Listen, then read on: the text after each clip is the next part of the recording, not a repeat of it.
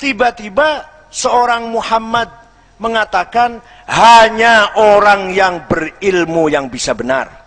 Hanya kebenaran ilmiah yang bisa kita terima. Kebenaran ramalan Mama Loren boleh benar, tapi itu kebetulan. Kebenaran wangsit, kebenaran mimpi, kebenaran selain kebenaran ilmiah boleh bisa diterima untuk pribadi, tapi untuk sebuah standar umum nggak bisa.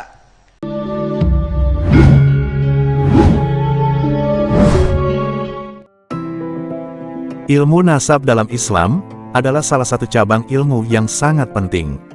Terutama ketika berbicara tentang nasab Rasulullah Muhammad SAW, mengetahui dan menjaga silsilah keturunan beliau merupakan tanggung jawab besar umat Islam. Ini bukan sekadar soal identitas keluarga, tetapi menyangkut kehormatan umat, spiritualitas, dan kebenaran. Namun, bagaimana kita bisa memastikan keaslian nasab tersebut? Disinilah peran kajian ilmiah menjadi sangat penting. Kajian ilmiah dalam ilmu nasab, terutama terkait dengan nasab Rasulullah SAW, harus dilakukan dengan teliti, akurat, dan penuh tanggung jawab. Kajian ini tidak bisa didasarkan pada mimpi, wangsit, alibi, atau bahkan halusinasi. Menjaga kebenaran nasab Rasulullah SAW adalah menjaga warisan spiritual yang sangat penting, dan oleh karena itu, semua klaim tentang nasab beliau harus diuji berdasarkan fakta dan bukti sejarah yang bisa diverifikasi. Ilmu nasab membutuhkan riset yang serius dan menyeluruh. Tidak bisa hanya mengandalkan pengalaman pribadi yang bersifat subjektif, seperti mimpi atau ilham. Dalam Islam, kebenaran harus diuji dengan metode yang bisa dipertanggungjawabkan secara ilmiah, karena menyangkut Rasulullah SAW, tokoh sentral dalam agama ini. Menyandarkan klaim nasab pada sesuatu yang tidak bisa dibuktikan secara ilmiah, bisa menyesatkan umat, dan hal ini tidak boleh terjadi.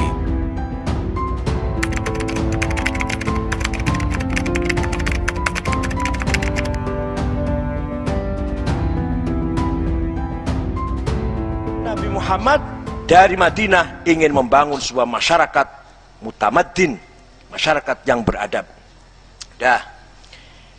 Bayangkan, dari padang pasir yang jahiliyah yang tidak mengenal baca dan tulis, beliau tidak punya prestasi, latar belakang prestasi apa-apa, nggak pernah ikut lomba syair, nggak pernah ikut menghadiri acara-acara besar di pasar Ukaz. Tiba-tiba mengatakan, وَلْيَعْلَمَ الَّذِينَ أُوتُوا الْعِلْمَ أَنَّهُ الْحَقُّ مِنْ رَبِّكَ فَيُؤْمِنُوا بِهِ فَتُخْبِتَ لَهُ قُلُوبُهُمْ وَإِنَّ اللَّهَ لَهَادِ الَّذِينَ آمَنُوا إِلَى صِرَاطٍ مُسْتَقِيمٍ. Surat apa, ayat berapa, cari sendiri. Kayak banget nanti nggak mau cari ayat, cari sendiri. Pasti Quran itu. Yang tidak mengenal baca dan tulis, tidak pernah mengikuti aktivitas ilmiah. Ketika itu ilmiah itu artinya apa? Lomba syair, sebatas itulah. Atau menghafalkan nasab-nasab. Itu orang pinter waktu itu ukuran orang pinternya orang jahiliyah itu. Tiba-tiba seorang Muhammad mengatakan hanya orang yang berilmu yang bisa benar. Hanya kebenaran ilmiah yang bisa kita terima. Kebenaran ramalan Mama Loren boleh benar, tapi itu kebetulan. Kebenaran wangsit, kebenaran mimpi, kebenaran selain kebenaran ilmiah boleh bisa diterima untuk pribadi, tapi untuk sebuah standar umum nggak bisa. Hasil mimpi kemudian untuk standar umum membangun bangsa Indonesia nggak bisa itu. Kebenaran ilmiah, mau bertani, berdagang, berbisnis, berpolitik, berpartai, bermasyarakat, harus berdasarkan kebenaran, objektivitas ilmiah, rasional, logis. Tidak bisa bangsa ini diatur dengan kebenaran hasil wangsit dari Nyi Roro Kidul, hasil mimpi seorang kiai. Kalau untuk satu orang boleh, tapi untuk sebuah bangsa nggak bisa. Saya dipesani oleh Mbah Yai kata tadi malam ngimpi, saya kalau bangun rumah harus madepnya ngetan. Kalau kemudian mulai buka teki ya, mulai pertama kali bangun harus jam 9, lebih 9 menit, 9 detik. Boleh kalau untuk ente sendiri, tapi untuk sebuah pembangunan bangsa nggak bisa. kebenaran ilmiah yang bisa kita lestarikan. Itu Quran mengatakan atau Rasulullah mengatakan itu 14 abad yang lalu. Belum ada Amerika, belum ada Australia, Eropa belum maju, masih belum kenal mandi Eropa waktu itu. Quran sudah mengatakan, mari mencari kebenaran harus dengan berdasarkan logika, rasional, mantik, premis minor, premis major, dan konklusi yang benar. Itu waliya'lamal ladzina utul ilma annal haqqu mir rabbik. Kalau yang ngomong dosen UIN pantas, kalau yang ngomong Amin Haji pantas, profesor. Dan ini yang ngomong orangnya juga nggak bisa baca, nggak bisa tulis. Muhammad bin Abdullah bin Abdul Muttalib bin Hashim bin Abdul Manaf bin Qusay bin Kilab bin Murrah bin Ka'ab bin Lu'ay bin Ghalib bin Fihir bin Malik bin Nadir bin Kinanah bin Huzaimah bin Mudrika bin Ilyas bin Mudar bin Nizar bin Ma'ad bin Adnan bin Ad bin Udad bin Hamaisa' bin Salaman bin Banat bin Hamal bin Qidra bin Ismail bin Ibrahim bin Tarah bin Nahur bin Syaruh bin Arhu bin Falik bin Abir bin Shalih bin Arfakhshad bin Sam bin Nuh bin Lamak bin Matushalah bin Akhnuh bin Elyarad bin Mehlayil bin Qinan bin Anush bin Syith bin Adam alaihissalam. Ini tidak pernah belajar baca tulis, tidak pernah masuk pesantren, nggak pernah jadi ketua panitia seminar, nggak pernah jadi moderator, tiba-tiba mengatakan kebenaran ilmiah yang harus kita jadikan kebenaran yang abadi, yang kita harus percayai, pegang, yang menjadi abadi. Nah, dari ayat ini kita tahu satu, tidak mungkin ini bikinan Nabi Muhammad, nggak mungkin. Dua, in huwa illa wahyuha.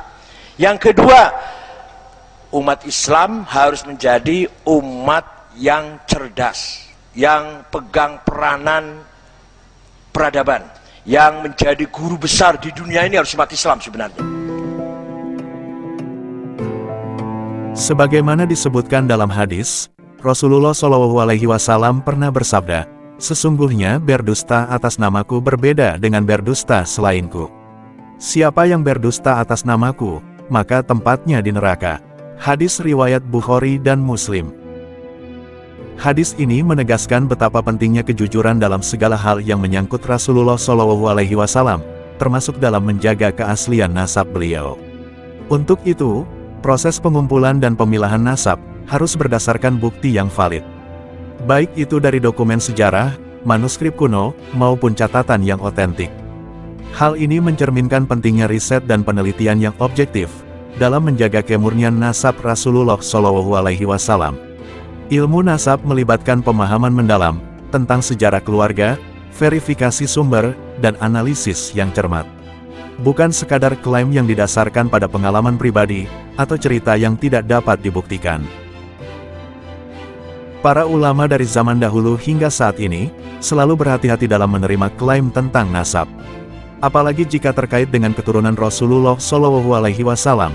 Dalam konteks kajian ilmiah, setiap informasi harus diuji dan diverifikasi. Inilah sebabnya, riset ilmiah memainkan peran sentral dalam menjaga kebenaran nasab. Terutama untuk memastikan bahwa setiap klaim yang disampaikan kepada umat memiliki dasar yang sahih dan kuat. Ulama-ulama terdahulu, misalnya saja Ibnu Hazm Al-Andalusi dan Imam Tajuddin As-Subki, telah memberikan contoh bagaimana melakukan kajian nasab dengan sangat teliti. Mereka tidak hanya bergantung pada cerita turun-temurun, tetapi juga melakukan riset mendalam untuk memastikan kebenaran setiap klaim.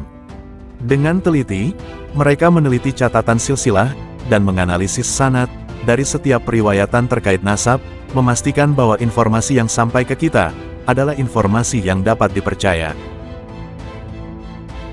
Di era modern, kajian ilmiah tentang nasab telah mengalami revolusi dengan adanya teknologi. Salah satu metode terbaru adalah ilmu genetika dan analisis DNA. Metode ini memungkinkan kita untuk melakukan verifikasi tambahan terhadap klaim nasab dengan cara yang lebih objektif dan ilmiah. Ilmu genetika telah membuka kemungkinan baru dalam penelitian nasab. Dengan menganalisis DNA, kita dapat memverifikasi hubungan genealogis dengan tingkat akurasi yang sangat tinggi. Ini menjadi alat yang sangat berguna dalam memastikan bahwa klaim tentang keturunan Rasulullah SAW adalah sahih, sesuai dengan bukti ilmiah yang ada. Analisis DNA memungkinkan kita untuk memeriksa kesamaan genetik antara individu dan menentukan hubungan keluarga dengan ketepatan yang belum pernah terjadi sebelumnya. Dalam konteks kajian ilmiah nasab, ini berarti bahwa klaim tentang keturunan Rasulullah SAW dapat diuji secara genetik untuk memastikan keasliannya. Namun, penting untuk diingat bahwa metode ilmiah tradisional dan modern harus saling melengkapi. Penggunaan teknologi modern seperti analisis DNA tidak menggantikan metode tradisional, tetapi memberikan lapisan verifikasi tambahan yang memperkuat hasil riset.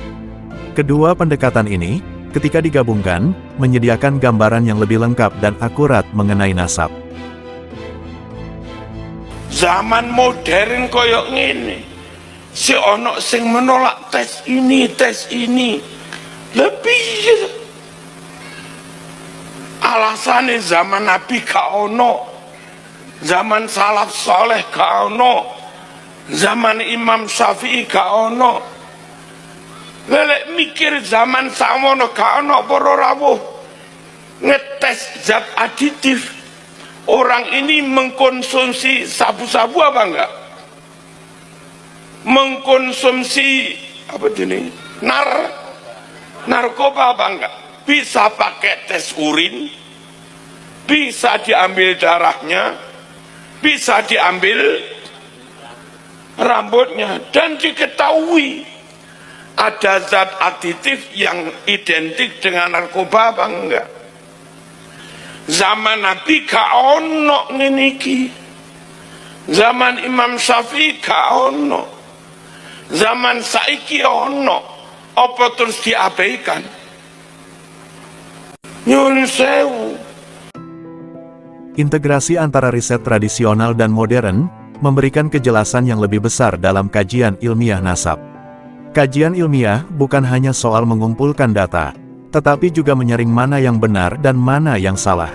Dalam konteks nasab Rasulullah, ini berarti setiap informasi harus diuji dengan kritis, dan tidak bisa diambil begitu saja, hanya karena ada klaim personal. Proses ini tidak hanya melibatkan penelitian sejarah, tetapi juga validasi silang dengan berbagai sumber yang sahih, untuk menghindari klaim palsu atau kesalahan yang dapat menyesatkan umat. Verifikasi itu penting, validasi penting, pelacakan penting, baik pelacakan genealogi ataupun pelacakan naskah penting. Untuk apa? Untuk memastikan fulan qot'i keturunan Nabi. Kajian ilmiah yang dilakukan secara objektif juga membantu melindungi umat dari klaim palsu yang bisa merusak persatuan dan menimbulkan fitnah. Rasulullah SAW sendiri menekankan pentingnya kejujuran dan kewaspadaan dalam hal-hal yang menyangkut beliau. Dan inilah yang membuat kajian nasab harus dilakukan dengan penuh kehati-hatian.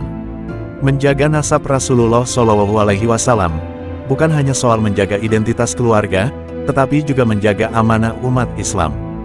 Dengan riset ilmiah yang teliti, kita dapat memastikan bahwa nasab Rasulullah terjaga kemurniannya, bebas dari klaim yang tidak berdasar, dan terus menjadi panutan yang benar bagi umat Islam di seluruh dunia.